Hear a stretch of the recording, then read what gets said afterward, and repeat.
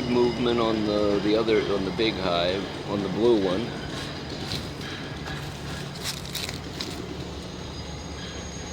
Some on the other one. We'll have to sort that out.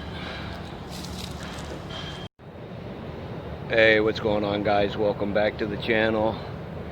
Down here at the ranch, just to I wanted to do a check on the bees that I helped take care of, and you know, because I was worried about them. Last time I checked, the one hive seemed very weak, and today I come. This is like 2 weeks later. It looks like the one white hive improved.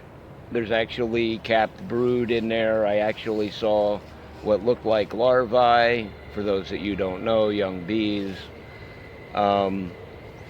And they seem to be starting to, you know, that hive was almost empty as far as honey for their winter. So I decided to, you know, bring some sugar along and give them some emergency feed to get them through the winter.